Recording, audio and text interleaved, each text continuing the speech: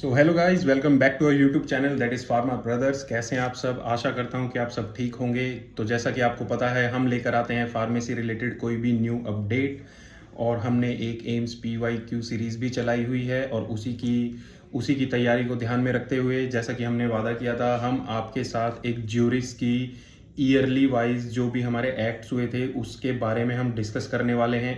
Year wise acts जो कि हमारे ज्यूरिस्प्रूडेंस में बहुत ज़्यादा एक वैल्यू होल्ड करते हैं, जिसमें से पक्का 3 से 4 क्वेश्चन आते हैं।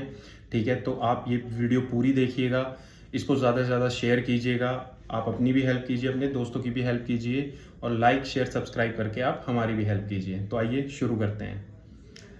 तो जैसा कि सबको पता है, सबसे बेस जो इसका बनने वाला है वो 1919 होगा। हमारा पॉइजन एक्ट आया था 1919 में।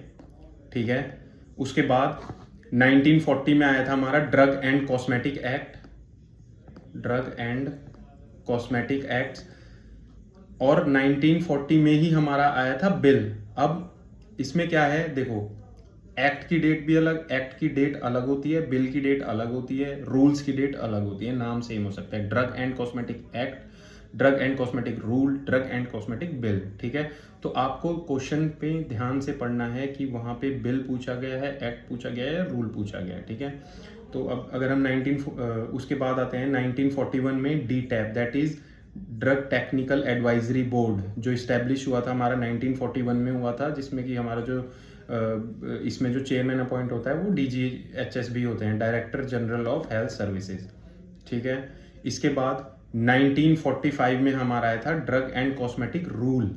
अब देखो, ड्रग एंड कॉस्मेटिक एक्ट आया 1940 में, बिल आया 1940 में, लेकिन रूल प्रिपरेशन के लिए 5 साल लग गए, तो वो हुआ 1945 में। ठीक है, इसके बाद हमारा फार्मेसी एक्ट आया 1948 में। अब 1948 में 3 चीज़ें हुई, एक आया फार्मेसी एक्ट, एक आया फैक्ट्री एक्ट, एक आया मिनिमम वेजेस एक्ट। ठीक है, तो आप इसको ढंग से पढ़ना है, ये फार्मेसी के रेफरेंस में पूछे जाती हैं चीज़ें। ठीक है, poison act 1919, drug and cosmetic act 1940, bill 1940, rules 1945, pharmacy act 1948, factory act 1948, minimum wages act 1948। और उसके बाद जो हमारी सबसे पहले PCI इस्टेब्लिश हुई थी वो हुई थी 1949 में, जिसमें कि हमें फिर ये पता है कि एवरी 5 साल में चेंज होता रहता है, वो ये हमें पता ही है। तो पहली PCI कब इस्टेब्लिश हुई थी? 9 अगस्त 1949, ये भी एक बहुत ज़्यादा इंपॉर्टेंट डेट है। उसके बाद जो एजुकेशन रेगुलेशंस आई थी हमारी फार्मेसी की, फर्स्ट जो आई थी वो 1953 में आई थी। ठीक है, 1954 में हमारा आया मैजिक रेमेडी एक्ट और ऑब्जेक्शनेबल एडवर्टीजमेंट एक्ट, जिसमें कि हमारे जो भी फॉल्स क्लेम्स होते हैं या कोई भी तंत्र विद्या को बहुत ज़्यादा बढ़ावा दिया जाता है फॉर देयर क्यूरेबल पर्पसेस, उसके रिगार्डिंग जो भी चीज़ें हुई थी वो 1954 में मैजिक एंड रेमेडी एक्ट के लिए आई थी। ठीक है, उसके बाद 1954 में ही फूड एडल्ट्रेशन एक्ट आया। ठीक है, हमारे न्यूट्रास्यूटिकल्स वगैरह से। इसके बाद अगर हम बात करें तो 1955 में आया था मेडिकल एंड टॉयलेट प्रिपरेशनल एक्ट, जो कि एक्साइज एक्ट भी हम जिसको बोलते हैं। ठीक है, उसके जो रूल्स आए थे वो 1956 में आए थे, 1 साल लग गया था। यहाँ पे MTP से मतलब मेडिकल टर्मिनेशन प्रेगनेंसी नहीं है, आप इस चीज़ का ध्यान रखना। ठीक है, वो मेडिकल एंड टॉयलेट प्रिपरेशन हैं।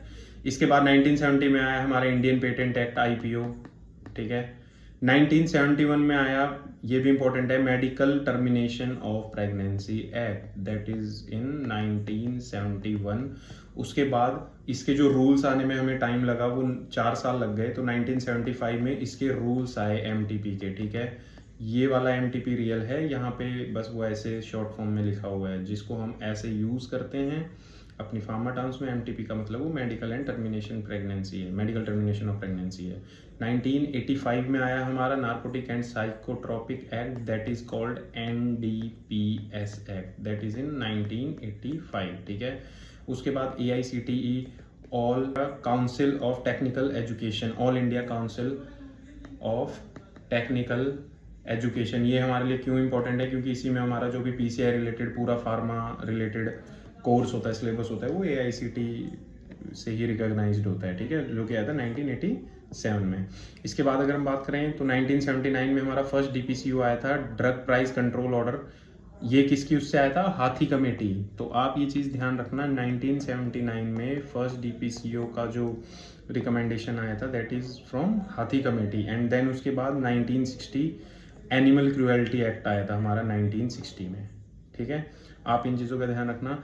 इसके अलावा कुछ जो डेट्स हमारे इस नोट्स में मिस हो गई हैं वो हमारे पास दूसरी हैं, हम उनको मेंशन कर लेते हैं कि यहाँ पर जैसे कि देखोगे आप, प्रिवेंशन हो गया, जैसे ये इंसेक्टिसाइड्स एक्ट है, ये 1960 में आया था। ठीक है, ये ICT हमने डिस्कस कर लिया, फैक्ट्री डिस्कस कर लिया, पेटेंट डिस्कस कर लिया। अब जो फर्स्ट एक्ट जो फार्मेसी रिलेटेड था इंडिया में वो 1857 में आया था, ओपीएम एक्ट के नाम से। उसी को फिर बाद में जब थोड़ा बहुत चेंजेस किए उसमें तो वो 1878 में हुआ। ठीक है, ओपीएम एक्ट के ही नाम से। ठीक है, और डेंजरस ड्रग एक्ट हमारा था 1930 में, पॉइजनस के बाद ये हुआ था। फिर उसके बाद तो हमें पता है 1940 में ड्रग एंड कॉस्मेटिक एक्ट के रूल्स चल गए थे। ड्रग इंक्वायरी कमेटी स्टैब्लिश हुई थी 1931 में। कौन सी कमेटी? चोपड़ा कमेटी। तो अभी तक हमने दो कमेटी पढ़ी है। इंक्वायरी कमेटी जो सबसे पहले स्टैब्लिश हुई थी दैट इज चोपड़ा कमेटी, और डीपीसीओ वाली जो हुई थी वो हाथी कमेटी 1979 में डीपीसीओ के उस पर। फर्स्ट फार्मेसी काउंसिल 1949 में, ये हमने अभी पढ़ा ही था। आप मेरे को अब मेंशन करके बिना बैक करके बताओ एग्जैक्ट डेट क्या थी जब फर्स्ट पीसीआई काउंसिल हमारा इस्टेब्लिश हुआ था। और ये भैया हर 5 साल में चेंज होगा under section 3 of pharmacy act. ठीक है, एजुकेशन रेगुलेशंस भी मैंने आपको अभी डिस्कस किया था, सेक्शन 10 ऑफ फार्मेसी एक्ट में आता है। ठीक है, और जो हमारी फार्म डी की रेगुलेशंस हैं वो 2008 में आई है, that was also under section 10 of pharmacy act. ठीक है, तो आप मेरे को एक बार फिर से बताना अगर आपने ये वीडियो पूरी देखी है कि exact date of establishment of first pharmacy council in India क्या था। ठीक है, आप ऐसे ही अपनी प्रिपरेशन कीजिए।